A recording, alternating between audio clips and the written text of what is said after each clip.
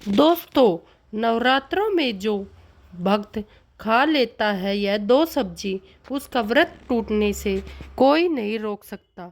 2025 में चैत्र नवरात्रि कब है? पूजा का शुभ मुहूर्त क्या है? क्या खाए, क्या नहीं खाए? क्योंकि माँ दुर्गा इस वर्ष चैत्र नवरात्रों में हाथी पर सवार होकर आ रही है। आप ढोल नगाड़े सजाइए, खुशियाँ आपके घर आने वाली है। दोस्तों, मान्यताओं के अनुसार अगर चैत्र नवरात्र पर यदि माता दुर्गा घोड़े पर नहीं बल्कि हाथी पर सवार होकर आती है तो मान्यता है कि माँ दुर्गा का हाथी पर सवार होकर आना बहुत ही शुभ और कल्याणकारी माना जाता है। जीवन सुखमय हो जाता है, भक्ति का भरपूर लाभ मिलता है, दिल को सुकून मिलता है, माता वैष्णो भरपूर आशीर्वाद देती है। दोस्तों, इस बार नवरात्रि पूरे 8 दिनों तक चलेगी, यानी 8 दिनों तक नवरात्रि का पर्व मनाया जाएगा। एक भी दिन कम ना, एक दिन भी ज़्यादा, पूरे 8 दिनों तक चलेगी माता वैष्णो की पूजा। माँ शेरा वाली की विशेष रूप से पूजा आराधना की जाएगी। चैत्र नवरात्रि का पहला व्रत 30 मार्च को रखा जाएगा और अंतिम व्रत 6 अप्रैल रविवार के दिन रखा जाएगा, क्योंकि इस बार यह नवरात्रि पूरे 8 दिनों के पड़े हैं। 31 मार्च को दो व्रत एक साथ रखे जाएंगे। माँ ब्रह्मचारिणी और माँ चंद्रघटा की पूजा एक साथ होगी और 6 अप्रैल को कन्या पूजन किया जाएगा, जो कि इस बार दिन नवरात्रि समाप्त हो जाएंगे। आपको बता दें, 30 मार्च को घट स्थापना का शुभ मुहूर्त सुबह 6 बजकर से लेकर 10 बजे तक रहेगा। दोस्तों, चलिए आप जानते हैं कि नवरात्रि में कौन सी सब्जी नहीं खानी चाहिए और कौन सी सब्जी खानी चाहिए और कौन सा फल खाने से व्रत टूट जाता है। आइए जानते हैं नवरात्रि में क्या खाए और क्या नहीं खाए और क्या पीना चाहिए और कौन सा फल खाना विशेष शुभकारी माना गया है।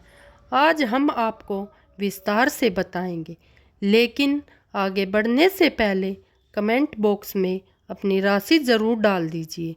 यदि हमारे पास राशि के अनुसार कोई उपाय होगा तो वह हम कमेंट बॉक्स में आकर आपको ज़रूर बताएंगे। दोस्तों, राशि के अनुसार किया गया कार्य बहुत ही शुभ माना जाता है। मैया वैष्णो रानी बहुत प्रसन्न होती है। कमेंट में लिखे, माता रानी आपका स्वागत है। घर में जय माता रानी का एक लाइक ज़रूर करें।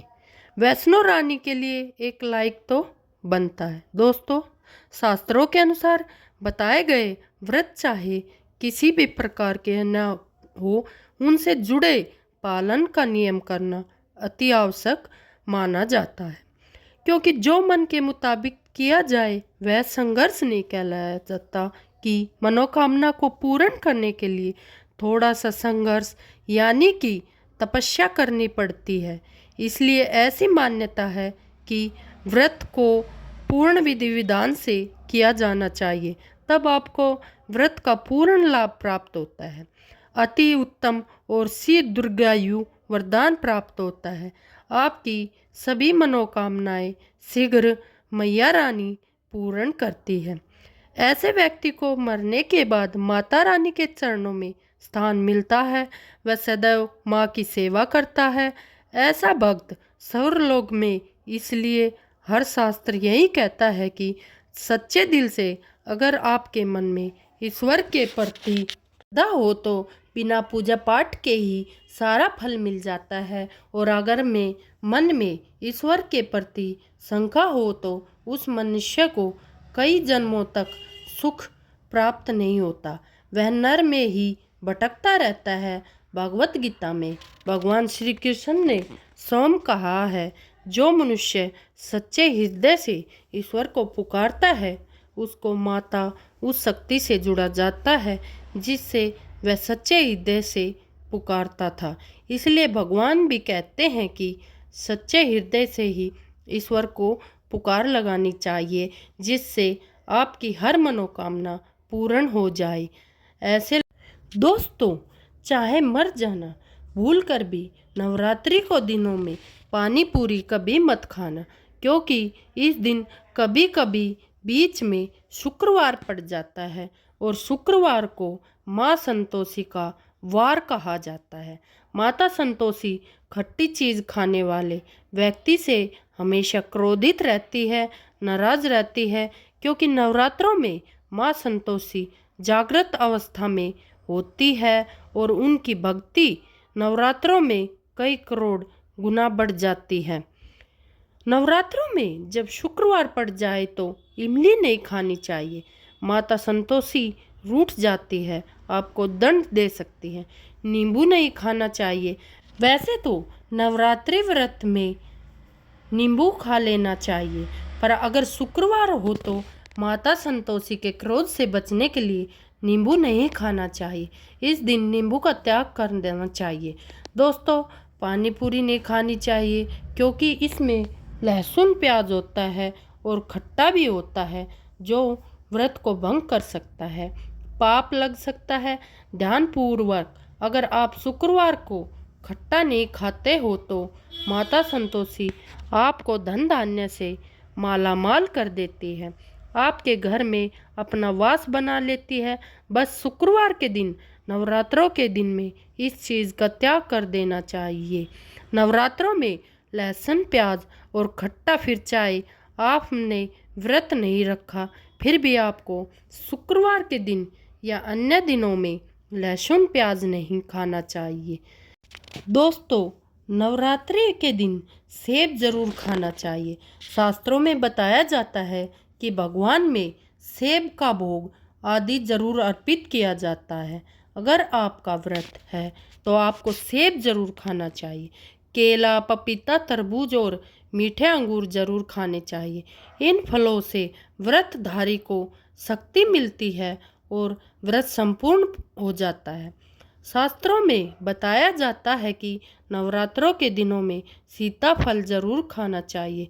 सीताफल खाने से 20 बीमारियां खत्म हो जाती है। माना जाता है नवरात्रों के दिनों में सीताफल का घर में प्रवेश होना बड़ा ही शुभ माना गया है। सीताफल खाने से नवरात्रि का व्रत सफल हो जाता है, क्योंकि इसमें माता सीता का आशीर्वाद मिला होता है।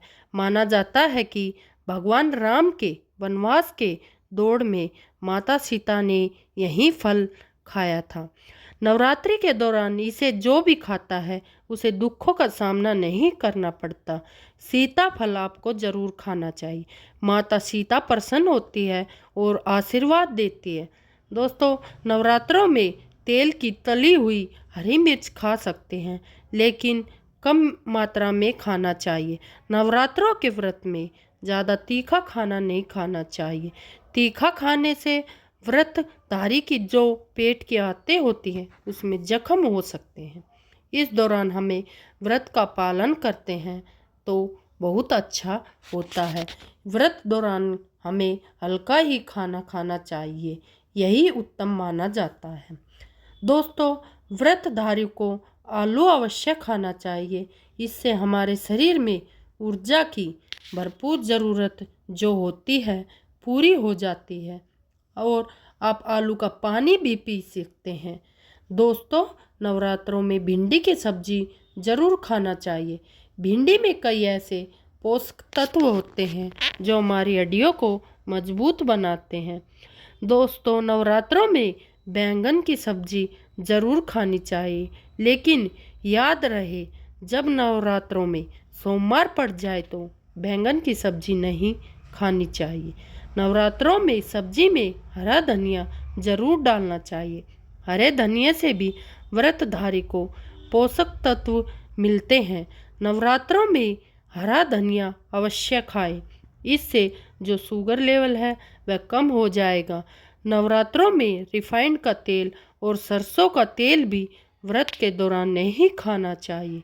मूंगफली का तेल या देसी घी और गोले का तेल खाना अच्छा माना जाता है।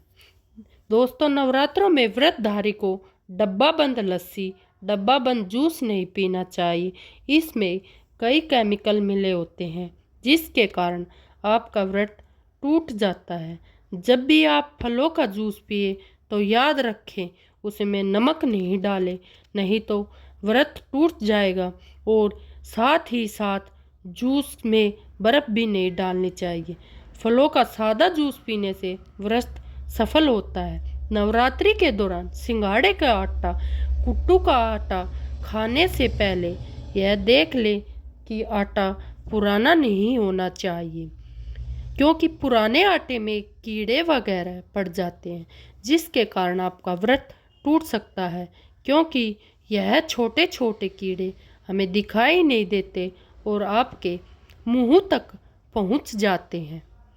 ऐसा आटा खाना मतलब कीड़े मकोड़ों का मांस खाने के बराबर होता है। नवरात्रि के दौरान आप शाम के समय खाने में दही ले सकते हैं, आलू वगैरह खा सकते हैं, आलू के चिप्स खा सकते हैं, साबूदाने की टिकिया बनाकर खा सकते हैं, साबूदाने की खिचड़ी खा सकते हैं और आलू के पापड़ भी खा सकते हैं। सब्जियां तो ऐसी हैं जो नवरात्रि के दौरान भोजन में शामिल कर सकते हैं।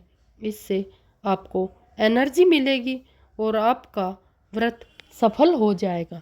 नवरात्रि के दौरान आप भी दूध भी पी सकते हैं, चाय वगैरह भी पी सकते हैं, लेकिन याद रहे उसमें नमक न डालें। चाय में नमक डालने से व्रत टूट जाएगा। नवरात्रि के 9 दिन आदि शक्ति माँ दुर्गा को समर्पित होते हैं। नवरात्रि के 9 दिन माता रानी के 9 अलग अलग स्वरूपों का पूजन किया जाता है। नवरात्रि के 9 दिनों तक माता रानी को अलग अलग स्वरूप के हिसाब से अलग अलग फूल भोग अर्पित किए जाते हैं। लेकिन आप जानते हैं कुछ ऐसी वस्तुएं हैं जिन्हें नवरात्रि के दौरान माता रानी को अर्पित नहीं करना चाहिए। अगर इन वस्तुओं को आप गलती से भी माता रानी को अर्पित कर देते हो तो आपका व्रत का पूर्ण लाभ नहीं होगा। इसलिए माता रानी की कृपा प्राप्त करने के लिए आपको यह जानना अति आवश्यक है कि वह कौन सी ऐसी वस्तुएं हैं जो माता रानी के पूजन में भूल कर भी इस्तेमाल नहीं करनी चाहिए। तो आइए जानते हैं, वीडियो को शुरू करते हैं। नंबर 1, नवरात्रि के दौरान शादीशुदा महिलाओं को सफ़ेद कपड़े पहनकर पूजा पाठ नहीं करनी चाहिए। साथ ही काले कपड़े भी नहीं पहनने चाहिए, इससे पूजा व्रत आदि खंडित हो जाती है। माता की चौकी जब आप लगाए तो उसे नीचे कागज नहीं लगाएं। माता की चौकी हमेशा लाल कपड़ा बिछाकर ही लगानी चाहिए। नवरात्रि के 9 दिन तक व्रतधारी को अपना आसन माँ की चौकी के आगे ही लगाना चाहिए और वहीं आपको सोना चाहिए। नवरात्रि के दिन माता को अकेला छोड़ना नहीं चाहिए, इसे अशुभ माना जाता है। नंबर 2, नारियल हिंदू धर्म में नारियल को समृद्धि, धन, श्रद्धा और सम्मान का सूचक माना जाता है। नारियल को श्रीफल भी कहा जाता है। नारियल को सुख समृद्धि में वृद्धि करने वाला कहा जाता है। नारियल का हर मांगलिक कार्य में विशेष महत्व होता है। जैसे कि आप सभी जानते हैं कि माता रानी के कई मंदिरों में नारियल चढ़ाया जाता है और माता रानी के पूजन में नारियल का इस्तेमाल हम सभी करते हैं। खासकर कलश की स्थापना नारियल रख कर ही की जाती है। माता रानी की पूजन में हम नारियल इस्तेमाल करते समय कुछ गलतियां कर बैठते हैं। नारियल कई प्रकार के होते हैं, एक हरा, दूसरा सूखा जिसके अंदर पानी होता है। जिस नारियल के अंदर पानी होता है माता रानी के पूजन में सदैव पानी वाला और जटा वाला नारियल ही इस्तेमाल करना चाहिए। नारियल का पूरण होना चाहिए। नारियल टूटा और चटका हुआ नहीं होना चाहिए। हमेशा साबुत नारियल का ही उपयोग करना चाहिए। साबुत नारियल ही सुख समृद्धि का प्रतीक होता है। साबुत नारियल को ही श्रीफल यानी माँ लक्ष्मी का फल कहा जाता है। नवरात्रि में माता रानी के कलश की स्थापना करते समय जटा वाली नारियल का उपयोग करना चाहिए। नारियल को सदैव कलश के ऊपर लेटाकर रखना चाहिए। घट स्थापना करते समय कभी नारियल को खड़ा करके नहीं रखा जाता। नारियल को सदैव लेटाकर रखना चाहिए। नारियल को स्थापित करने से पहले आप नारियल को लाल कपड़े में लपेटकर उस पर फिर लाल चुनरी उड़ाकर आप नारियल को कलश के ऊपर स्थापित करें। शास्त्रों के अनुसार कलश के ऊपर जब सही तरीके से नारियल रखा जाता है और सही प्रकार का नारियल रखा जाता है तब व्रत पूर्ण होता है। यह भी ध्यान रखें कि महिलाएं माता रानी को नारियल अर्पित तो कर सकती हैं, लेकिन कभी भी माता रानी के सामने नारियल को भूल कर भी ना तोड़े। नंबर 3, माता रानी को लौंग अर्पित करें। माता रानी को हमेशा फूल वाली लौंग अर्पित करना चाहिए। माता रानी की पूजन में कोई भी अपूर्ण वस्तु का भी, खराब वस्तु या टूटे हुए चावल का प्रयोग नहीं करना चाहिए। इसलिए सदैव माता रानी के पूजन में फूल वाली लौंग का ही इस्तेमाल करें। नंबर 4, तुलसी के पत्ते अर्पित नहीं करने चाहिए। माँ दुर्गा के पूजन में तुलसी पत्र का इस्तेमाल करना वर्जित माना जाता है।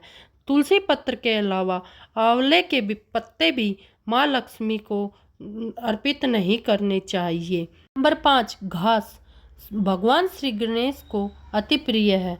नवरात्रि में आप भगवान गणेश को दुर्वा अर्पित कर सकते हैं। भगवान विष्णु जी को तुलसी के पत्ते अवश्य अर्पित कर सकते हैं, लेकिन माता रानी को भूल कर भी तुलसी के पत्ते या दुर्वा अर्पित न करें। माता रानी को सफ़ेद फूल भी अर्पित न करें। माता रानी को सदैव लाल रंग के फूल अर्पित करने चाहिए। लाल रंग के फूल माता रानी को अति प्रिय है। खासकर माता को गुड़हल और कमल के फूल अति प्रिय है। शास्त्रों में बताया जाता है कि घर में माता रानी की 2 या 3 मूर्तियां नहीं होनी चाहिए। इस बात का भी आपको विशेष ध्यान रखना है। माता रानी के पूजन में कोई भी खंडित चीज़ का इस्तेमाल न करें।